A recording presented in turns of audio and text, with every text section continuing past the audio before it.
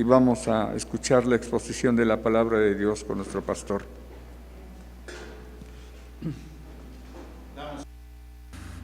Damos gracias a Dios por la oportunidad que nos da esta tarde ya de meditar en su palabra, y vamos a orar. Yo voy a invitarles a que oremos y que inclinemos nuestro rostro en esta hora, pidiendo la dirección de nuestro Dios en este momento, suplicándole a Él que sea Él quien nos hable a través de su palabra que hemos leído, o que mi hermano Salomón nos ha dirigido en la lectura. Vamos a inclinar nuestro rostro.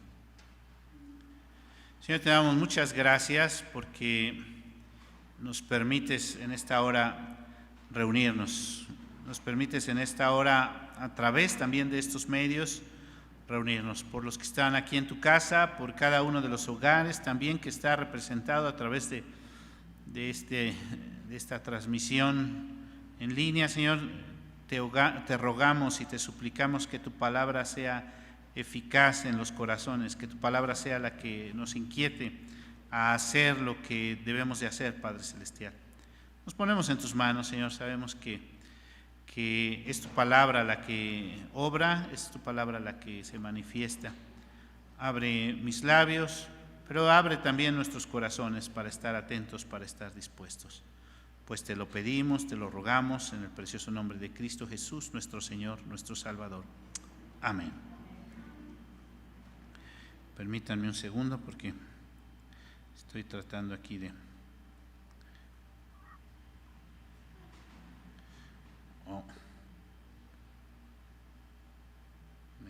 Bueno.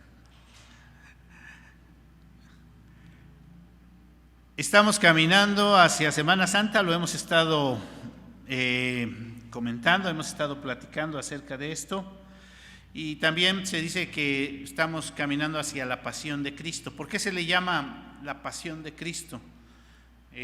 Algunos van a acordarse a lo mejor del nombre de la película que hace algunos años salió, La Pasión de Cristo.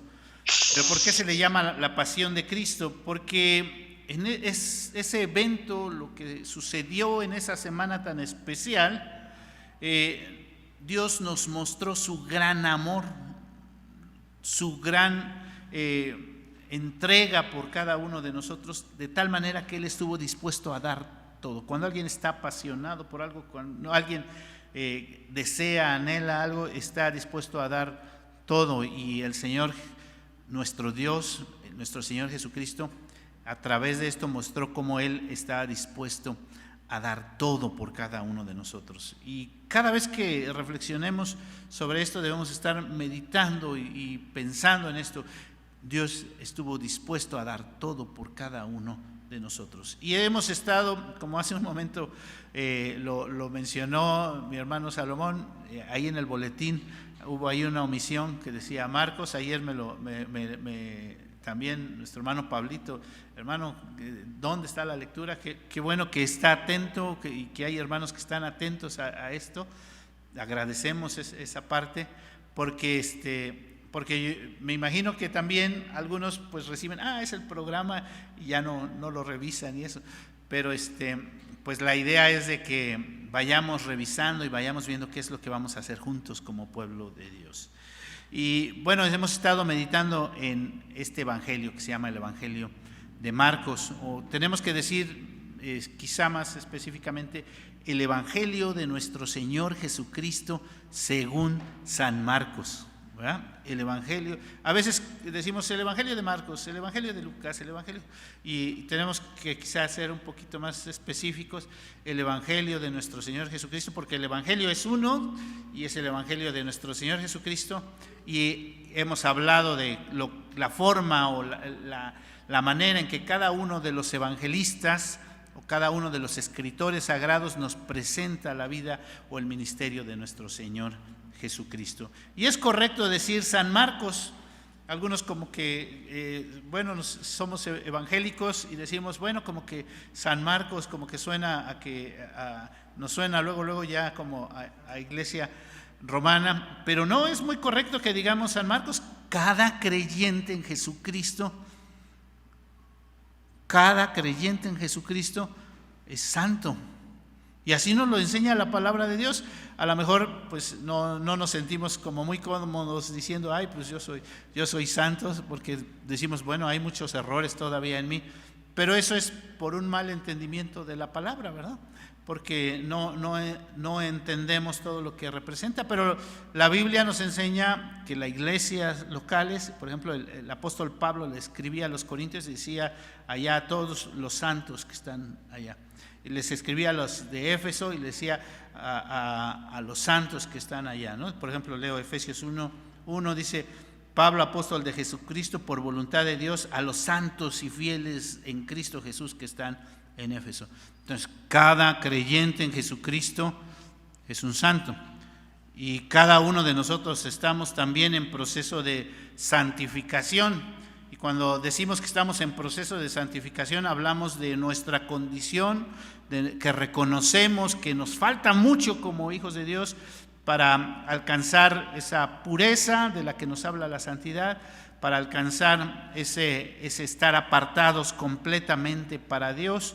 Cuando hablamos del proceso de santificación, no nos referimos al proceso precisamente que usa la Iglesia romana como la beatificación y la canonización. No nos referimos definitivamente a ese proceso, nos referimos al proceso que Dios está obrando a través de su Espíritu Santo en la vida de cada uno de nosotros, haciéndonos ver nuestra forma pecaminosa y nuestra condición y la grandeza y la majestad de Dios, y nos invita a caminar o a guiarnos hacia cómo es Él. Venimos platicando entonces acerca de nuestro Señor Jesús y hemos estado hablando. Bueno, hay un aire bastante fuerte aquí, algo pasó, pero a lo mejor se oyó un poquito de ruido ahí, lo escucharon ustedes. Pero damos gracias a Dios porque hemos estado hablando acerca de este Evangelio. ¿Qué hemos dicho acerca del Evangelio? Que es el Evangelio más breve, 16 capítulos, que también es el Evangelio más antiguo, también esto hemos estado diciendo, y que busca presentarnos al Señor Jesús como el gran siervo. Nos presenta al Señor Jesús como el gran siervo, el Rey de reyes, el Señor de señores, el dueño de todo, el creador, el sustentador. Es además quien ha descendido y ha venido a presentarse delante de nosotros como siervo y como Señor. Y en un contraste con lo que es la postura romana y lo que era la postura del gobierno y del sometimiento, Dios, que podría hacerlo en una forma instantánea, someternos, Él viene a servirnos. Y también este Evangelio busca dar respuesta a la pregunta: ¿quién es Jesús? ¿Quién es Jesús?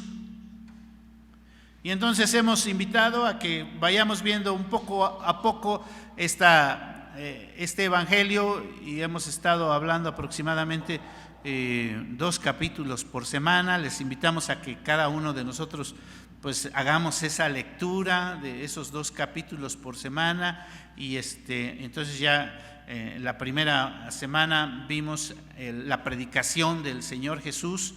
¿Se acuerdan cómo Marcos en un versículo tan pequeñito nos describe cuál era la predicación del Señor Jesús? El tiempo se ha cumplido, el reino de Dios se ha acercado, arrepentíos, creed en el Evangelio. 4 frases o 4 palabras muy breves que nos describen ahí el Evangelio de Marcos, la predicación del Señor Jesús. El tiempo se ha cumplido, ya está aquí, se está cumpliendo a través de Cristo Jesús. Ahí el reino de Dios se ha acercado, Dios está con nosotros. Arrepentíos, dijimos que esa es una parte básica en la predicación del Evangelio, reconocer nuestra condición y creer en el Evangelio. La segunda cosa que vimos la siguiente semana, hablamos sobre el encuentro con Jesús. Dijimos la confrontación y vimos cómo esta palabra confrontación tiene que ver más con el encuentro, ¿verdad? Y cómo el Señor Jesús se encuentra con las multitudes se encuentra con sus discípulos, se encuentra con sus apóstoles. No, cuando hablamos de discípulos, recuerden que no hablamos solamente de los 12, sino hablamos de varios que estuvieron siguiendo al Señor Jesús a lo largo de su ministerio, no solamente los 12. Y hablamos también de cómo el Señor Jesús tiene este encuentro con los 12 y los escoge para cosas específicas, para estar con Él, para anunciar el Evangelio. También cómo tuvo ese encuentro con su familia carnal, ¿verdad? Porque nos narra Marcos esta parte, cómo su familia fue a buscarlo cuando oyeron que el Señor Jesús andaba haciendo cosas, fue a buscarlos, y cuál es la reacción que tuvo el Señor Jesús ante ellos y cómo reaccionó también su familia ante lo que el Señor Jesús estaba haciendo. Finalmente también hablamos del encuentro del Señor Jesús con los fariseos, y que sí era una lucha, podríamos decirlo de esta manera, porque ellos iban constantemente a provocarlo, a ver si caía, a tratar de hacer que él se equivocara, o señalarlo, saca a los demonios en el nombre de Satanás, ¿verdad? Y ¿qué es lo que contesta el Señor Jesús? La semana pasada nuestro hermano Salomón nos compartió acerca de ser enviados, y cómo el Señor Jesús envía a sus apóstoles a una misión específica, los envía. Hoy vamos a hablar sobre esta porción del capítulo 8, donde se encuentra la pregunta que el Señor Jesús le hace a sus discípulos: ¿quién soy yo? ¿Quién soy yo? ¿Quién dice la gente que soy yo? Y antes de entrar a meditar brevemente sobre esta pregunta y sobre este pasaje que se ha dado lectura, si vemos el capítulo 7 y 8, que es lo que nos correspondería al día de hoy, me gustaría que pues lo viéramos un poquito para dos cosas, por dos razones. Una, para tener el contexto, o sea, qué es lo que estaba pasando cuando el Señor Jesús le hace estas preguntas a sus discípulos. Y la otra es para que nosotros también veamos un poquito más, pensemos en ir releyendo nuestro pasaje, ir conociendo y saber que tal vez de cada una de esas porciones podemos tener mucha información, y no nos quedemos con la idea de que, bueno, ya se predicó sobre este pasaje, ya vimos, ya leí el Evangelio de Marcos, sino que pensemos que es algo que debemos leer y releer para buscar aprender las maravillas de la palabra de Dios. Entonces ahorita solamente las mencionamos así, ni siquiera, yo diría, abuelo, a ojo de pájaro, solamente las mencionamos algunas cosas para tener ese contexto y para darnos cuenta de que ahí hay cosas muy importantes, que ahí hay cosas que en un momento dado podemos detenernos a estudiar más y saber más de la palabra de Dios y del ministerio de nuestro Señor Jesús. Si ustedes tienen su Biblia ahí abierta en el Evangelio de Marcos, y desde el capítulo 7, y sus Biblias tienen subtítulo, van a poder darse cuenta que lo primero que habla es lo que contamina al hombre, lo que contamina al hombre. Y en esa porción podríamos decir que ahí es todo un tema entre lo que es la ley y la tradición, porque algunos estaban haciendo una cosa, no se habían lavado las manos, y otros estaban comiendo, y otros estaban señalando eso como que ahí se está pecando, ahí se está haciendo algo malo, ahí se está actuando de uno. Entonces es todo un análisis que nosotros podríamos hacer de las leyes en el Antiguo Testamento y el proceso que hubo en cuestión de las tradiciones y por qué se llega a esas tradiciones y todo esto. Pero si analizamos y nos metemos un poco al contexto, a lo que está pasando ahí y lo importante del texto, me parece que una palabra clave de este pasaje es corazón. Porque están las leyes, están las tradiciones, pero ¿dónde está nuestra relación con Dios? Y el Señor Jesús está llamando a las personas que están poniendo aparentemente atención para agradar a Dios, y le está diciendo, lo más importante es tu relación con Dios, tu corazón. Fíjense, versículo 7. Respondiendo él les dijo: hipócritas, bien profetizó de vosotros Isaías, como está escrito: este pueblo de labios me honra, y fíjense la palabra, mas su corazón está lejos de mí. Ahí la palabra, repito, clave, y si lo leyéramos detenidamente vamos a encontrar varias veces esta palabra corazón. Y luego vamos hasta el versículo 21, donde podríamos decir encontramos la conclusión de este pasaje de lo que contamina al hombre. Y dice el Señor Jesús, ahí el Señor Jesús ya dando la enseñanza: porque dentro del corazón de los hombres salen los malos pensamientos, los adulterios, las fornicaciones, los homicidios, los hurtos, las avaricias, las maldades, el engaño, la lascivia, la envidia, la maledicencia, la soberbia, la insensatez. Todas estas maldades de dentro salen y contaminan al hombre. ¿Qué es lo que contamina al hombre? Si se dan cuenta, el hombre está afanado aquí sobre las leyes, las tradiciones y las cosas, y lo que el Señor Jesús les llama la atención es: lo importante está ahí en el corazón, en tu verdadera relación con Dios. Entonces es bastante interesante, y digo, ahí habría mucho que estudiar, que ver y que saber. El siguiente tema ahí que trata es la mujer sirofenicia. Y no quiero leer todo el pasaje, nada más, aunque son pocos versículos, el 27, 28 y 29 dice: pero Jesús le dijo a esta mujer que fue a buscar que el Señor Jesús sanara a su hija que tenía un demonio, ¿verdad? Dice: deja primero, lo que le contesta el Señor Jesús a ella, dice, pero Jesús le dijo: deja primero que se sacien los hijos, porque no está bien tomar el pan de los hijos y echarlo a los perrillos. Respondió ella y le dijo: sí, Señor, pero aún los perrillos debajo de la mesa comen de las migajas de los hijos. Entonces él le dijo: por esta palabra, ve, el demonio ha salido de tu hija. A mí me parece un pasaje a lo mejor muy breve, pero que tiene mucha enseñanza y muchas cosas que tendríamos que analizar, mucho que aprender acerca de cómo nos acercamos a Dios, acerca de nuestra actitud, la actitud con la que nosotros debemos de acercarnos a Él, con humildad, con reconocimiento de nuestra propia condición, con reconocimiento de la grandeza de Él, de su majestad, de su poder. Y parece muy dura la respuesta del Señor Jesús, pero nos muestra muchas cosas muy interesantes. Yo creo que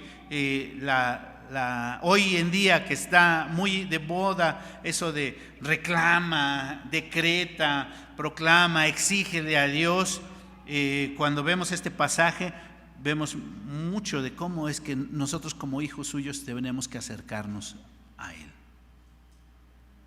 Y hay mucho que aprender. La siguiente porción dice: el Señor Jesús sana a un sordomudo. Y sí tiene su texto ahí. Y a mí me llama mucho la atención. Creo que muchos de ustedes, los que están aquí, los que están viéndonos en línea, conocieron a mi papá. Mi papá, él era especialista en sordomudos, en la rehabilitación a los sordomudos. Y así que desde pequeñitos a mis hermanos, a mí nos tocó ver todo lo que representaba esto, los diferentes niveles de sordera y el proceso que se seguía para enseñarle a hablar a las personas. Entonces, cuando veo este pasaje y veo el poder de Dios sobre este sordomudo, cómo Dios toca sus órganos, cómo Dios toca o obra en esta persona, me parece algo muy interesante. Porque se dice que los sordomudos, generalmente la mayoría, no puede hablar porque no ha escuchado, no escucha. Entonces, generalmente no es que tenga mal todos sus órganos internos que producen el hablar, como la lengua, la boca, las cuerdas vocales, todo esto, su garganta, generalmente lo tiene bien, pero no puede hablar porque no ha escuchado, ¿no? Y entonces, si se fijan, lo primero que hace el Señor Jesús, versículo 34, dice: y levantando los ojos al cielo, gimió y le dijo: efata, es decir, sea abierto. ¿Qué fue lo primero que hizo el Señor Jesús? Le abrió los oídos, ¿no? Entonces ya podía Pero la otra cosa es que aprender a hablar es todo un proceso. Nosotros aprendimos a hablar en años. A lo mejor no lo recuerdan, pero porque estábamos muy chiquitos, ¿verdad? Pero en realidad aprendimos a hablar en años. Bueno, algunos van a decir, bueno, yo todavía no cumplía 2 años y ya decía mamá, papá. Sí, pero hay muchas cosas que no se podían decir. Hay niños que a cierta edad no pueden pronunciar ciertas palabras y les cuesta mucho trabajo. Y cuando, repito, nosotros nos tocó ver el proceso para que alguien aprendiera a hablar, por ejemplo, para producir sonidos como la R, la P, la S, y cómo se les enseñaba a los sordomudos para producir esos efectos, esos sonidos, nos damos cuenta que es un proceso largo. Y aquí, fíjense, me llama mucho la atención, versículo 35. Al momento fueron abiertos sus oídos y se desató la ligadura de su lengua y hablaba bien. Entonces, cuando hemos visto eso, que para aprender a hablar tarda mucho tiempo y todo el proceso, enseñarle a nuestra lengua a moverse, enseñarle a nuestra boca a hacerlo en la forma correcta. A veces les decimos a los niños la R, ¿verdad? R, y cómo estamos trabajando con ellos para que aprendan. Y lo que está haciendo el Señor Jesús, yo creo que el versículo clave aquí es el versículo 37, fíjense, ¿y por qué? Porque dice, y en gran manera se maravillaban diciendo, todo bien lo ha hecho todo, hace a los sordos oír y a los mudos hablar. Bien lo ha hecho todo ese proceso lo hace bien el Señor. Y Él es el que hace bien las cosas. Si llegamos ya al capítulo 8, y si ustedes me están siguiendo ahí, me parece que los primeros eventos, desde el versículo 1 hasta el versículo 21, que ahí nos señala 3 eventos, la alimentación de los 4,000, nos señala la demanda de una señal y la levadura de los fariseos. En lo personal yo creo que esos 3 eventos están unidos y son uno solo. Bueno, todo el evangelio es uno solo, pero esos 3 eventos van apuntando hacia un evento, hacia lo que nosotros vamos a hablar un poquito más. El primero de estos eventos, el Señor está sirviendo a la multitud. Y cuando vimos el encuentro del Señor Jesús con la multitud, es como Él tiene este deseo o esta actitud de atender a la multitud, esta actitud de no dejarlos nada más ir así. Versículo 3, y si los enviaren ayunas a sus casas, se desmayarán en el camino, pues algunos de ellos han venido de lejos. Ya había alimentado a 5,000, ahora estaba alimentando a 4,000, que son 2 eventos diferentes, ¿no?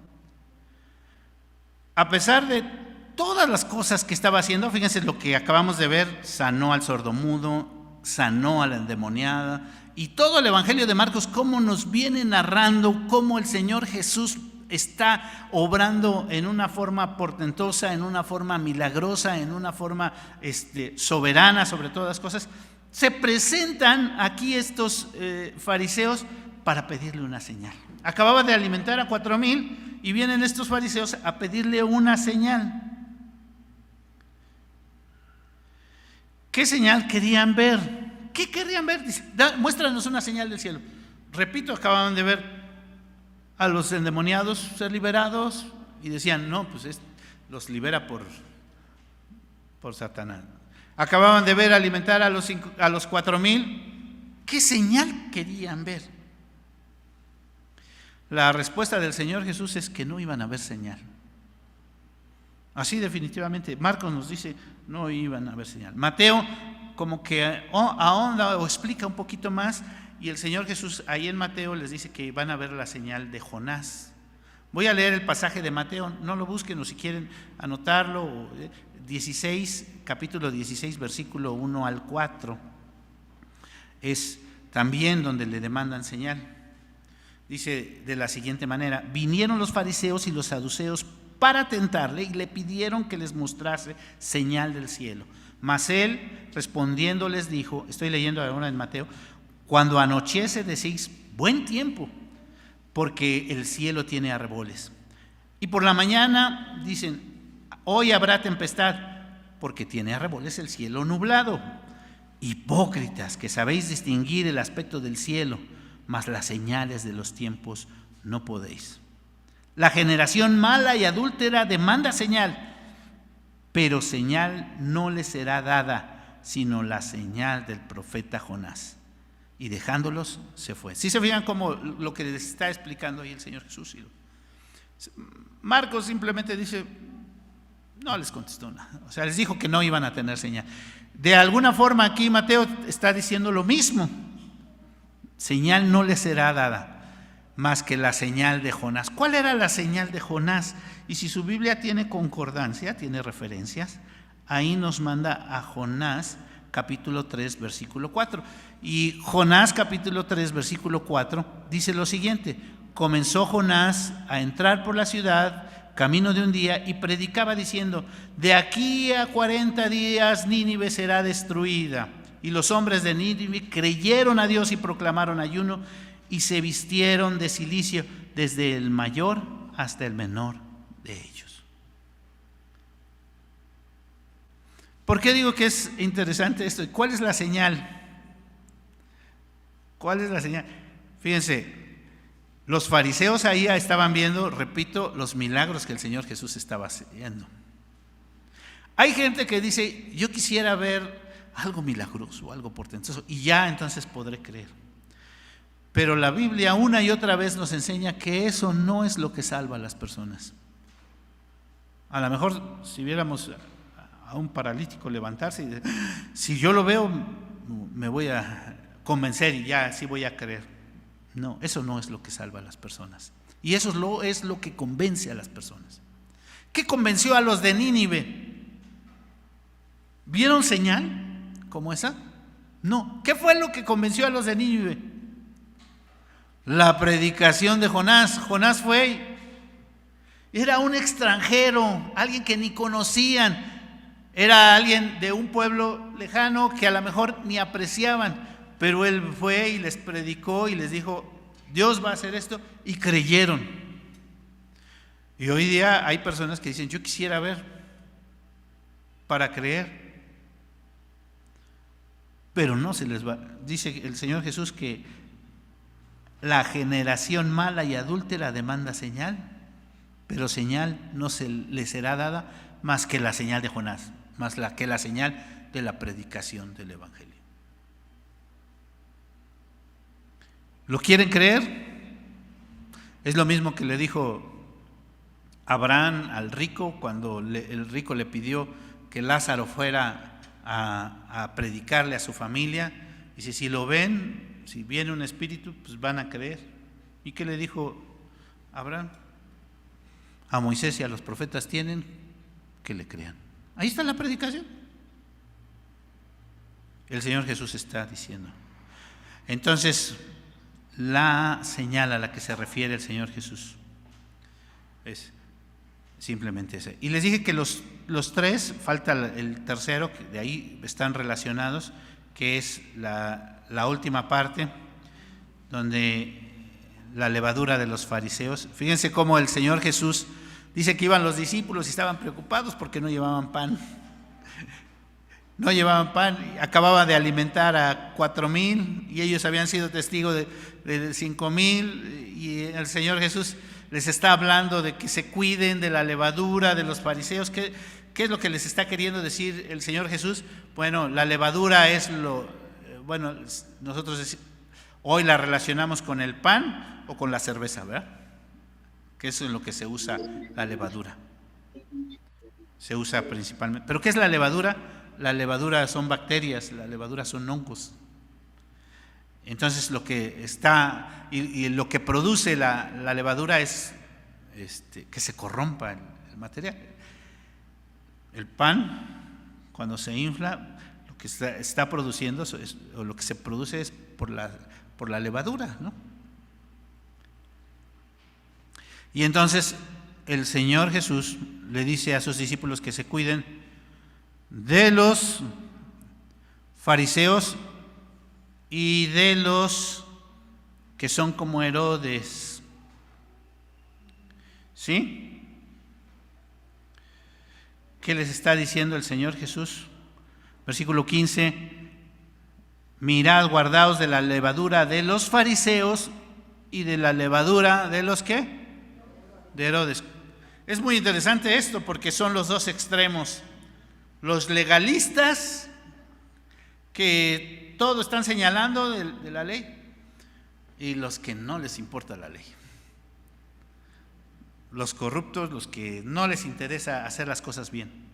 Herodes es un símbolo, era el gobernante, pero era el que no le interesaba hacer bien las cosas. Entonces el Señor Jesús les está diciendo, cuídense de esto, porque son dos extremos. Y es muy interesante que generalmente esos dos extremos están en la iglesia. Los legalistas y los que no les importa. Están en la iglesia y dicen, no, pues yo soy hijo de Dios y yo puedo hacer lo que yo quiera. Y entonces el Señor Jesús ve que ellos están preocupados por otras cosas, versículos 17, 18, 19, 20, 21, que les dice, bueno, están discutiendo ustedes por otras cosas, yo les estoy hablando de otras cosas. Dice, ¿no se acuerdan cuando alimenté a los 5,000? ¿Y cuánto sobró? Versículo 19 al final. Y ellos dijeron, 12. Y luego, acabo de alimentar a 4,000, ¿y cuánto sobró? 7. ¿Y qué les dice el Señor Jesús? Ay, no entienden. No entienden de qué estamos hablando, lo importante. Y entonces viene como el Señor Jesús sana a un ciego, aparentemente un punto aislado, pero lo importante, ¿qué es más difícil hacer? El Señor Jesús alguna vez lo preguntó, ¿perdonar pecados o curar?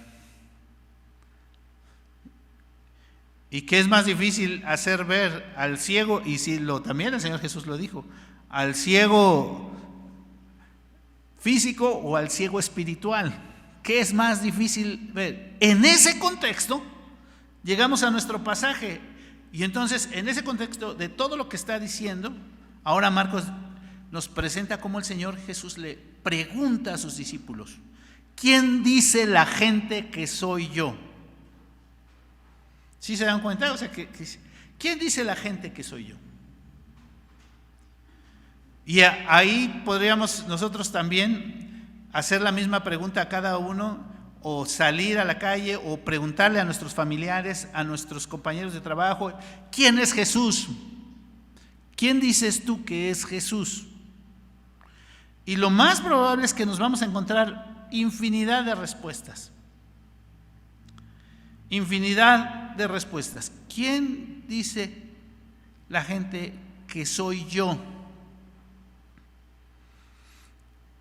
Por ejemplo, una respuesta que me encontré en una ocasión leyendo, decía que Jesús era el más grande medium. Así lo presentaban. ¿Y saben qué? Sacaban pasajes bíblicos diciendo por esto, pues. Y si leemos, acabamos de leer o estudiar apenas hace unos domingos cómo los fariseos decían, por el príncipe de los demonios saca a los demonios, pues entendemos cómo gente puede estar pensando eso, que Jesús es el más grande en medio. Y hay gente que lo piensa y lo cree, y podría decir grupos completos de personas que creen eso acerca de Jesús. Hay gente que piensa, fue un gran maestro, un gran filósofo o un guerrillero. ¿No han escuchado que el Señor Jesús fue un guerrillero? Y lo comparan con el Che Guevara. Dicen, no, así comparan al Señor Jesús. Entonces, el Señor Jesús, fíjense en esto, los fariseos están pidiendo señal, el Señor Jesús le está explicando a sus discípulos quién es, y el Señor Jesús sana al ciego y ahora nos quiere hacer ver a nosotros quién es Jesús. Recordemos que la pregunta de Marcos, la pregunta clave para Marcos es decirnos a nosotros quién es Jesús, ¿no? Y entonces viene esta pregunta para todos. ¿Cómo? A lo mejor podríamos hacerlo o formularla de diferentes maneras, ¿no? ¿Cómo ves tú a Jesús? ¿A ti qué te parece Jesús? ¿O qué piensas tú de Jesús? ¿No? Y mucha gente nos va a dar diferentes respuestas acerca de Jesús. Mucha gente va a exponer ciertas cosas acerca de Jesús. ¿qué piensa la gente? Y a lo mejor nosotros tenemos que voltear a los que están cerca de nosotros, que pueden ser nuestra propia familia, que puede ser nuestros hijos, nuestros nietos, que puede ser nuestros hermanos o personas cercanas a nosotros. ¿Qué piensan ellos de Jesús? ¿Todos pensamos lo mismo acerca de Jesús? Y creo que es una pregunta muy, muy importante.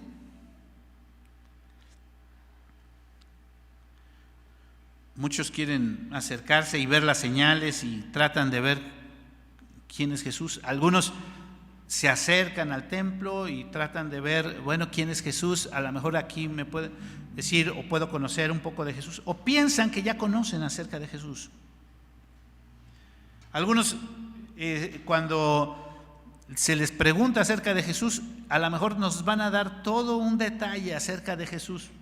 Como les decía esto de los mediums, y ellos citaban pasajes bíblicos acerca de por qué dicen que Jesús es eso, ¿no? Y hay personas que cuando nos acerquemos y les preguntemos de Jesús, probablemente nos van a dar todo un argumento acerca de quién es Jesús.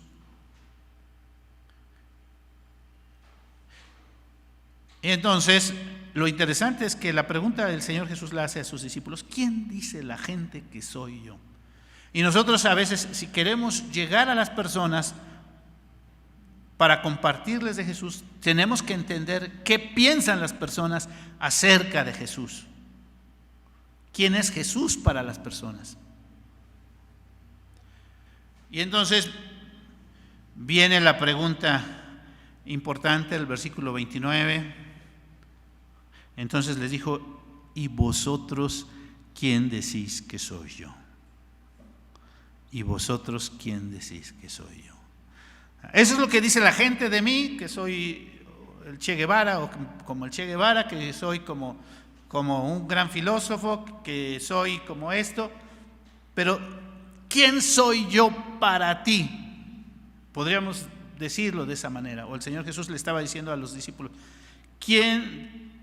vosotros quién decís que soy yo? Y entonces está la respuesta, podríamos decir ahí, tan conocida de Pedro, ¿verdad? Específica: tú eres el Cristo. Tú eres el Cristo. Mateo agrega un poquito: tú eres el Cristo, el Hijo del Dios viviente. ¿Quién soy yo para ti?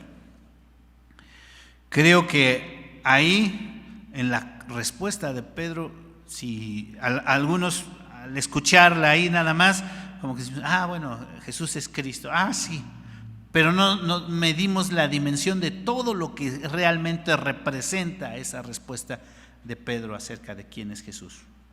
Cuando está diciendo el Cristo, está diciendo el Mesías. La palabra es el Cristo, es el Mesías. Es la traducción que hay de uno a otro lenguaje. Entonces el Señor Jesús, Pedro está diciendo acerca del Señor Jesús que Él es el Mesías prometido, el que venía, el que habla en las Escrituras y que ahora se estaba cumpliendo. Está diciendo que el Señor Jesús es el libertador. Está diciendo que el Señor Jesús es el Salvador. Está diciendo que el Señor Jesús es del que ha hablado, repito, todas las Escrituras, y que ahora se va a venir a cumplir, y que Él es el que está dando cumplimiento a todo eso que se dice en las Escrituras. Entonces, al decir tú eres el Cristo, está diciendo también que Él mismo es Dios, porque así lo habían presentado las Escrituras al Mesías. Y entonces es muy interesante la respuesta de Pedro, y aunque es muy breve, en realidad es algo muy profundo. ¿Qué dice el Señor Jesús al escuchar la respuesta de Pedro? Marcos es muy breve, pero nos da mucha luz. ¿Por qué? Porque lo primero que yo veo en Marcos es que no lo negó, sino al contrario, en lo que él dice lo afirma, en la reacción que el Señor Jesús lo confirma. Les pide a los discípulos que no lo digan porque no es el momento. Pero el Señor Jesús, en su reacción, o sea, y lo que Él dice, lo está confirmando. Que Él es el Cristo, que Él es el Salvador, que Él es el Mesías, que Él es el que viene a dar cumplimiento, que Él mismo es Dios. Repito, Mateo amplía un poco más porque ahí es donde el Señor Jesús contesta: y yo te digo que tú eres Pedro y sobre esta roca edificaré tu iglesia. Tú eres Pedro, y ahí hay un juego de palabras, no vamos a entrar mucho en eso en esta hora, pero el Señor Jesús le está diciendo: sobre esta roca, sobre esta declaración que tú acabas de hacer, Pedro, es sobre la que se va a edificar la iglesia. La declaración es que Él es el Cristo, que Él es Dios, que Él es el Señor. Y habla todavía más Pedro, hablando acerca de las llaves. Ahí es donde la iglesia romana presenta a Pedro como el Papa, ¿verdad? Pero si entramos en detalle en analizar el texto de Mateo, podemos ver cómo claramente el Señor Jesús está diciendo o se está refiriendo a la piedra que es Cristo mismo, y la declaración de Pedro de que Él es el Cristo, que el Señor Jesús es el Cristo. Los discípulos no lo entendían del todo, pero también la última parte del capítulo está relacionado, claro que está relacionado, porque el Señor Jesús entonces empieza a hablar acerca de lo que iba a hacer el Cristo, y es cuando se da el primer anuncio de su muerte. Él da el primer anuncio de su muerte, y donde Pedro le dice: no vayas a morir, porque la visión de los apóstoles, la visión de los discípulos era diferente.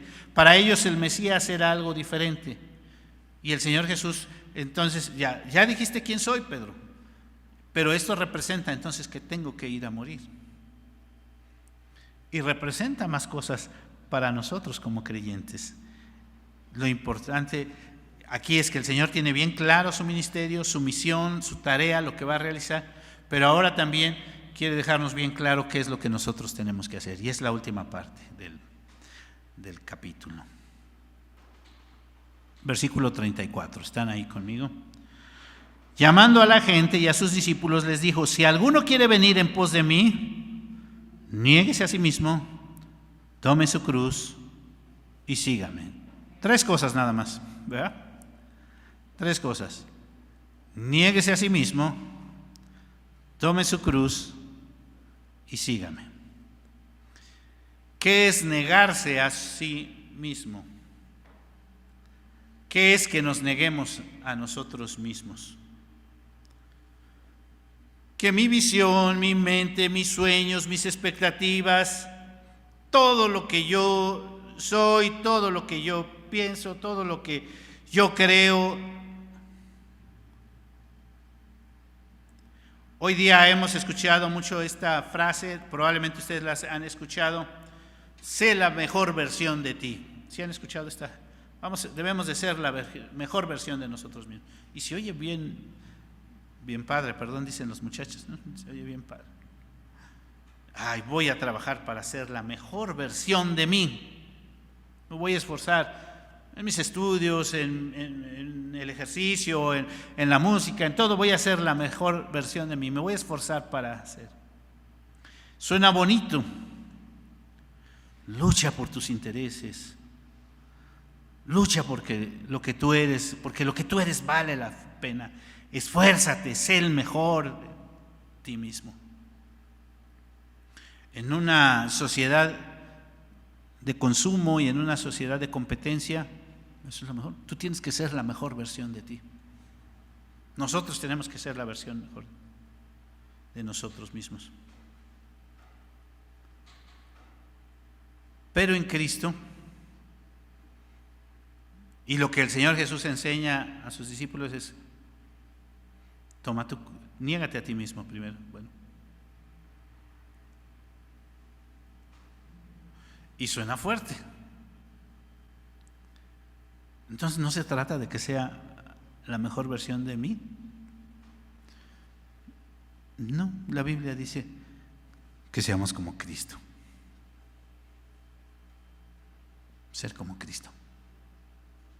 No se trata de la mejor versión de mí, porque la mejor versión de mí es imperfecta, porque yo me voy a equivocar en muchas cosas, porque lo mejor que yo puedo hacer está muy lejos de lo que Dios puede hacer en mi vida.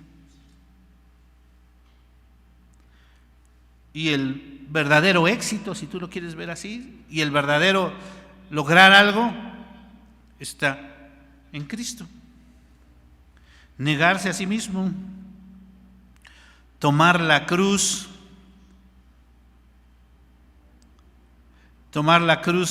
de Jesús. Bueno, dice, toma tu cruz. No es simplemente, ay, bueno, ya me voy a esforzar y voy a sufrir lo que tenga que sufrir y eso. Sino tiene que ver con, si yo me niego a mí mismo y entonces veo a Jesús y quiero alcanzar ser como Jesús, tengo que tener las expectativas de Jesús. Toma tu cruz.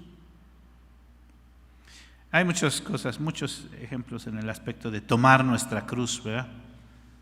Cuando el Señor Jesús iba camino a la cruz,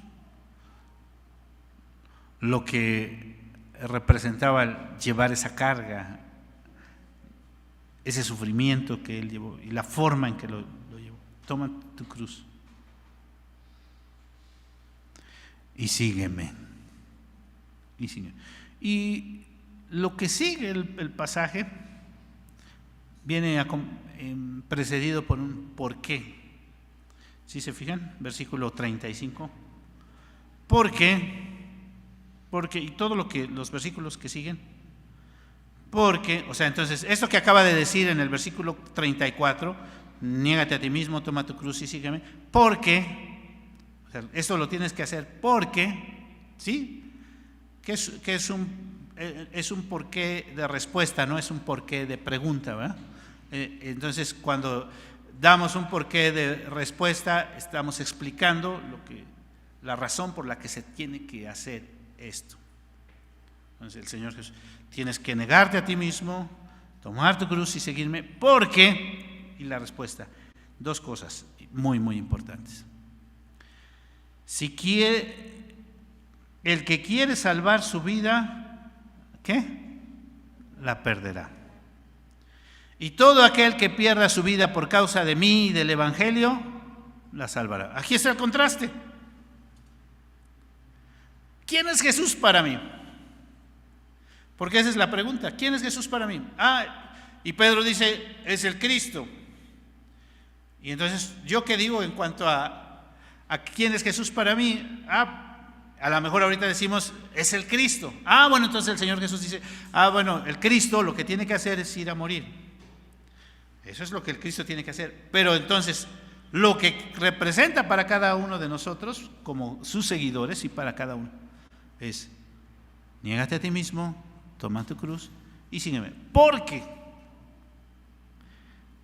el que quiera salvar su vida la perderá. Si tú quieres seguir el estándar de ser la mejor versión de ti, si tú quieres seguir el estándar de esta sociedad de competencia, si tú quieres seguir el estándar de esforzarte para alcanzar todo eso lo mejor,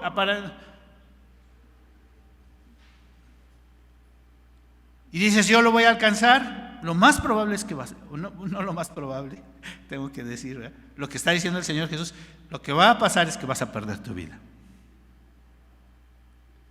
Si quieres seguir ese estándar.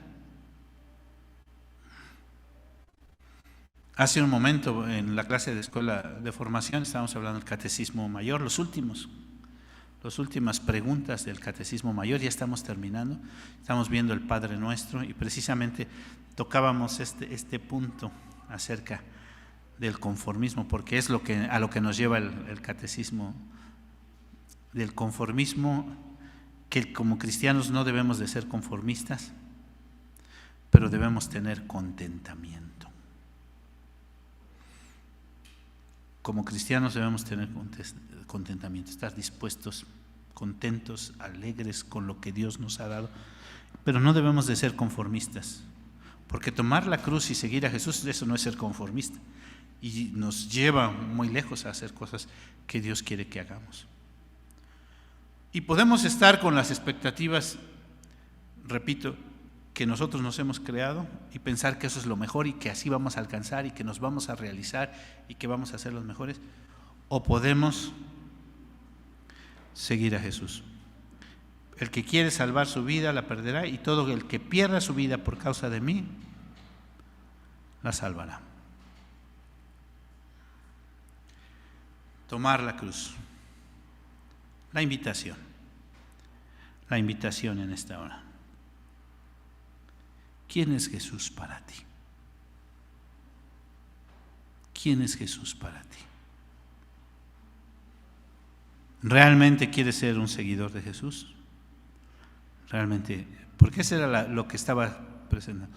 Todo lo que hemos visto, todo lo que Dios ha hecho, todo lo que Dios ha hecho en mi vida y lo que Dios está haciendo en la vida de los demás. A lo mejor yo todavía quiero ver una señal, todo.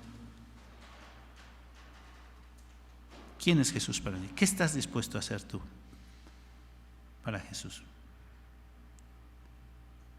¿Estás dispuesto realmente a seguirle? ¿Estamos dispuestos realmente a que ese sea el estándar de nuestra vida? Esa es la invitación para esta hora. Que Dios nos dé de su gracia, de su bondad, de su misericordia, para poder entender y saber qué es lo que quiere Dios de nosotros. Y que sea el que use, que gobierne nuestras vidas, que dirija nuestras vidas y que nuestra vida sea útil para algo. La mejor manera de que nuestra vida sea útil para algo es que la pongamos al servicio del Señor, que tomamos la cruz, nos neguemos a nosotros mismos y que sigamos a Jesús. Vamos a orar. Señor, aquí estamos. Tú conoces nuestras vidas y conoces todas nuestras deficiencias. Nos faltan muchas cosas por hacer. Queremos suplicarte que tú seas quien nos dirija. Nos cuesta mucho trabajo, no lo entendemos del todo. Nosotros tenemos también sueños, visiones, misión, cosas que queremos alcanzar, y cuando tú nos confrontas con esto, nos cuesta mucho trabajo, Padre Celestial. Haznos ver y entender que tú quieres lo mejor para nosotros, que tú quieres lo mejor para tu pueblo, y que las cosas que valen la pena, las cosas que son importantes, son las que tú quieres para tus hijos. Señor, pero que estemos dispuestos a servirte, a honrarte, a glorificarte, Señor. Te lo pedimos, te lo rogamos en el precioso nombre de Cristo Jesús, nuestro Señor, nuestro Salvador. Amén.